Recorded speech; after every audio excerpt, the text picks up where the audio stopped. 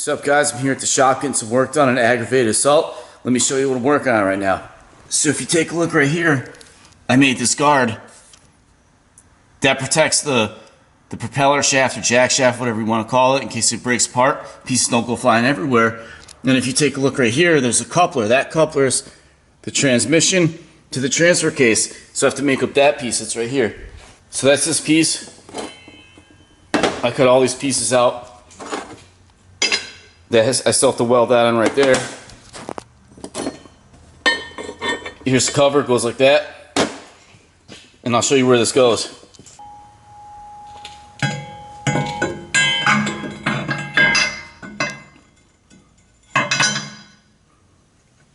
So that just goes in there like that. And then that cover bolts on and it protects that coupler in case it breaks apart. So pieces don't go flying everywhere like shrapnel. So this truck's pretty much 90% complete, so I'm going to be taking a little break from YouTube from doing these videos, maybe like 2 months tops, probably even less than that, just because since this truck is so close to done. And I just got the axle shafts. Check these things out, these are awesome. So these were made by Gearhart Engineering, does amazing work. So there's two style axles you can get, these which are called U-joint axles. It's got U-joints right here, or you can have what's comes factory, it's called a Rizeppa. Rizeppa's kind of like almost like a big CV axle you find in a front wheel drive car, but way overgrown, much stronger. But U-joint axles are the way to go, definitely, and these are made out of chromoly. So the reason I'm taking a little break from YouTube is I want to work like a madman to get this truck going. A friend of mine runs a monster truck tour and is in my area for the next couple months, well, within a couple hours away. So I want to thrash in this thing, get it going. So I'm hoping like a week and a half of this truck driving. The only thing I'm waiting on now is the yokes that go on the pinion right there, and also the weld yokes. I'm going to be building my own drive shafts. So this truck was a lot of work because when I got this chassis, I bought this chassis from Concussion Motorsports. I got the chassis and the axle housings. Concussion Motorsports makes awesome parts. He does all the Bigfoot stuff. So I had a few things left to finish on this chassis. I had to weld in all the motor mount supports, all these vertical supports for the transfer case. I had to make the seat frame. And the reason for that was because when I picked this truck up, I was going to the Bigfoot open house at the Bigfoot shop. So I told him just get done as much as he could by then. Since I'm out that way anyway, I could finish the rest. I didn't mind. But Concussion Motorsports is awesome. They'll build everything from just the chassis like I got it, or they'll build you a turnkey truck, whatever you want. So I went with the Concussion chassis and housings. I wanted to build this thing with all the best parts because I didn't want anything to break. So I went with Gearhart Engineering Planetaries, Champagnes, and axle shafts. These things are very impressive. They're huge. Camera doesn't do them justice. And then I went with Rockwell Planetaries. So Rockwell have huge spindles, huge gears, so they're very, very strong. And I figured since I'm at my shop, I'd give you a shop tour. A lot of people ask. They always ask me, can you do a shop tour, and want to know more about my muffler shop business and all that stuff. So I'll give you a quick tour of the shop. So this is one shop right here. It's pretty good size. There's a lot of water on the floor. We had a tropical storm, so when it rains real hard, water comes in from the bottom of the door, runs all the way down the shop. So this is a good sized shop, but when I got this building, I bought it off a hoarder. He had so much junk in here. There was actually a room right here. You could see if you look at the ceiling where that square is, there was a room. He was such a hoarder. This whole shop was filled with junk. There was just a little path over the light switches. So I ripped these walls down. I put heat in. I had a gas line run, put a gas furnace in. The shop hadn't had heat in over 20 years. Give you an idea what this building looked like. Take a look in this room. You still have some stuff left over. This whole shop looked like that. It was awful. Right here was like another storage room. I started taking this wall down. This is going to be my welding area. He still has to get rid of this, but I mean, you couldn't even move in here. There was just junk everywhere. There's also another 2 bays deep over here. There's the other BKTs right here. I finished making the transport tires, so I had to just weld tabs on here and then to mount the tires, the tubes and everything. I'll also put a new door in here. So this guy was such a hoarder. This is crazy. If you take a look right up here, there's a beam right there. So there used to just be a loft from that beam to the wall, and that was the upstairs storage. I think they might have had an office at one point. he added a second floor, but you could tell by looking at those beams, it's all different levels. He didn't do it properly, and that was just a horror junk. And it's crazy because it's all mostly like parts from like mid-90s Chrysler cars that aren't even on the road, and like Ford Windstars and crap. So, just junk. There's a 1959 Ford. Right there's the body for the monster truck. There's the bed sides, door panels, hood and roof panel. I also picked up a new bike. Check this out. This is an awesome bike. This is a 22 KTM SXF 450. This is my old 1998 KX250. This is a cool bike. I always wanted one of these when I was a kid, but this is a 98. When it came out, I was way too little for this thing. But this bike's cool. Cool thing about KTM, when you buy these, they come with a certificate of origin, basically a title. Does not say off-road use only. So I actually registered this bike. So this bike is registered for the street. So I have plates and registration for it so I can ride it on the street. There's no lights or anything, but if I get hassled, I don't know. Figured it'd be cool just to rip around the neighborhood on a motocross bike. I just take it to the track every now and then. Right there, I got a jet drill press. That thing's awesome. That's their industrial press. This is my Bridgeport. It's a vertical mill. It's a 4-axis, well, 3-axis. It's got this rotary table right here, which is probably was just used for indexing. I picked this up from a vocational school, so it works great. It's a cool machine. Here's an old lathe. It's Piranha Ironworker. I love this machine. I use this thing so much. So not only do I have to do a lot of work to the monster truck, I also have to do some work to my hauler. So my hauler is an old 84 Peterbilt 359 extended hood. It's my favorite truck. I love it. But those old Peterbilts use electric wipers, or sorry, they use air-powered wipers. This is an electric conversion from a company called Dirks. So it just gets rid of that old air wiper setup, converts it to a modern electric. Way better, has intermittent wipers, so that'll be a huge upgrade. So you can see all the water. Oh, there's Arm Italian. It's another storage room. Look how much of a hoarder this guy was. The shop's pretty big. There's another room. And there are the stairs to go upstairs. There's a jet bandsaw. There's my old manual Bridgeport. So anyway, that's it for this shop. Now we'll take a walk up to the Muffler Shop. I'll show you that one. Alright, here's the Muffler Shop. So this is the waiting room. This is where the customers wait while we're fixing their cars. There's a few seats right there, a vending machine, a couple more seats. So right here, there used to be a desk. It came out from right here. This is where the receptionist would sit. But then my friend helped me cut a hole in the wall. I decided that that room in there was like an old storage room, and it was just kind of a waste of space. So that opened up this office a lot. I made this tip display. So this used to be a window looking into the shop.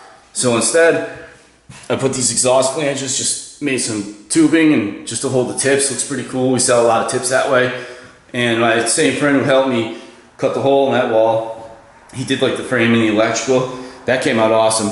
So right here is customer bathroom, employee bathroom. This is my office, also storage space. I don't even have the key on here. I'll show it to you, but it's just an office, nothing special. So now I'll show you the shop area. So there's 3 bays right here. It's not huge, but it's not really small either. It's a really good size shop, perfect for what I do. So this is the office. This is where I was showing you the hole in the window, or the hole in the wall for the window. So the receptionist sits in here. So it's also nice and safe, so you don't have to worry about anyone coming in and doing something funny. So it's just good size space. Keep all like the oils, antifreeze and stuff. Check that out. It's pretty cool. It's a muffler chair. I made this muffler chair. So a while ago I got a couple mufflers, or like a pallet of mufflers. They were all defective. They rattled.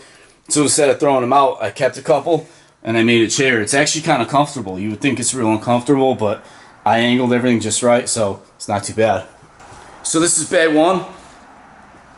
It's a bend pack 2-post lift. As we do a lot of like brake jobs and mechanical in this bay, and then the other 2 bays are pretty much strictly exhaust. So we have 1 drive-on lift. And then over here, there's a lot more room. There's another 2-post lift. This is a cool lift. This is a lift by a company called Mohawk. They're still in business. This is the most rugged lift I've ever seen. It's all chains. It's very thick. These things are awesome. It's very low profile, so I can lift up some low riders. Right here's the welders I use. So I always used to use Miller 252s, but now I switched to the Miller 255 digital readout. The 252 is a digital readout also, but This one has a feature called auto set and also pulse welding, so it's a really nice modern machine. So as the 255s go bad, I replace them with, no sorry, as the 252s go bad, I replace them with the 255. There's just a bench grinder, a strut compressor. This is my old case skid steer. This thing's old, but it's awesome. It's got a Cummins motor. It was made in the early 2000s, but the thing runs awesome. Right there are some 59 Ford parts. I'm obsessed with those trucks. I stripped about 20 of them. I find those things like sunk in the mud. I grab them anyway. So right down here was an old alignment pit, like from the 70s and 80s, way before my time. But I pretty much just use this for storage. These are like just some used parts that either people want us to hold on to so they come back for them and never did. So I hang on to these for a little while, then I throw them out. Right here are the nuts and bolts, the hardware we use. It's all mostly exhaust stuff, but like some self-tapping. I keep everything from 1/4 inch and then also up to 1 inch. This is like for the monster truck. These are 1 inch bolts. Even though I don't really use those on the monster truck, I use what's called NAS bolts, but those will do in a pinch. Here's all the metric stuff, like some studs and stuff, all the way down to 6mm and all the way up to 14mm. Over here is just some wire ties, electric connectors, string tube, and cotter pins, abrasive wheels, a couple torque sets. Right here's the vise. I always use Welding vices.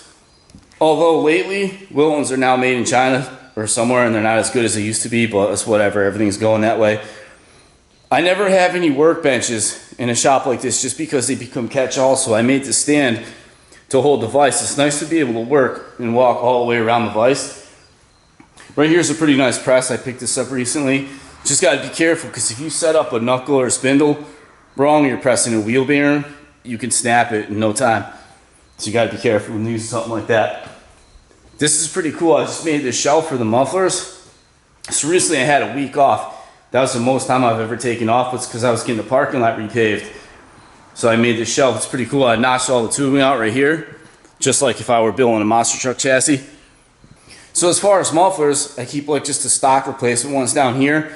And up here is the performance ones like Flowmaster, Magnaflow. I also carry like Black Widow, Borla, Gibson, and a few others. Over here is like a Flowmaster knockoff. There's a Magnaflow knockoff, just for the people who want the sound but can't really afford an expensive exhaust. That's a good affordable option. Right there are some stainless steel mufflers. There's some tunable ones with inserts you can remove. Here's the tubing rack. As far as tubing, I keep everything from 1.5 inch all the way up to 3 inch, and that's aluminized. I also stock stainless steel. Right there's a sheet metal brake. That's a spare exhaust fender.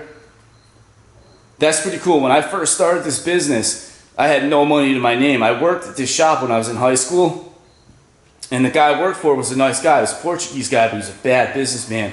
He made decisions based on emotion instead of logic, and that's foolish. You never want to do that if you want to succeed in business. So at first I had no bender, I had no equipment. This shop was empty. Like I said, when I started, I had no money. I started this business, I had about $500 to my name.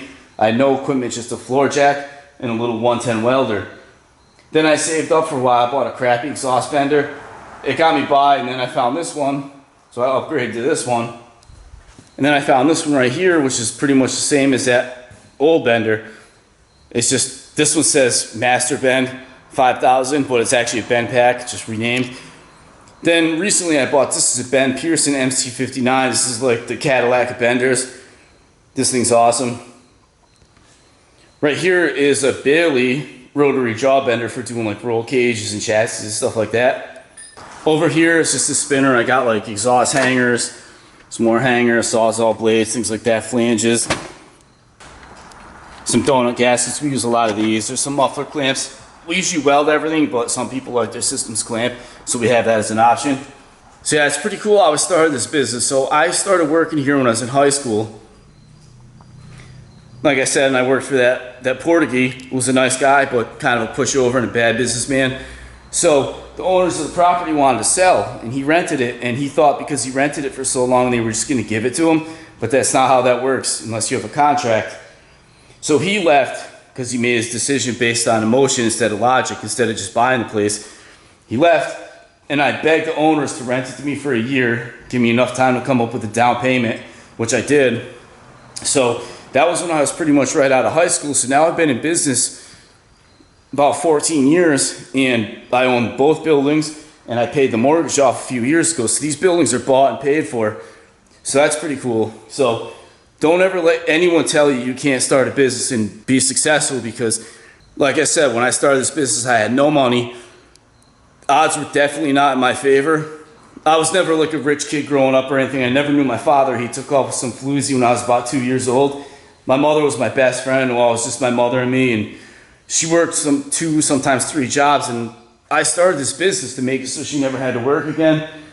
So that was pretty cool to go from not having a lot of money to starting a business, having the busiest shop in town. There's sometimes on an average day, I'll come in the morning, there's 20 people waiting at the door, sometimes more.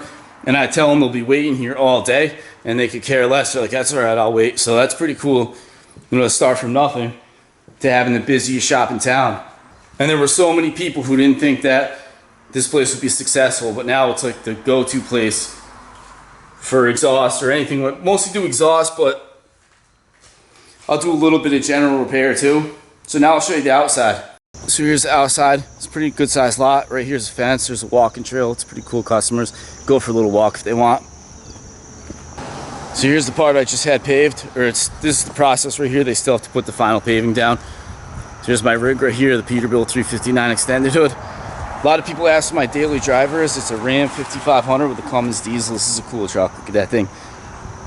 So anyway, that's about it for now. This is the building I'm renovating. Right there's my trailer and back. So it's a pretty good sized lot. So take care. Thanks for watching. See you next time.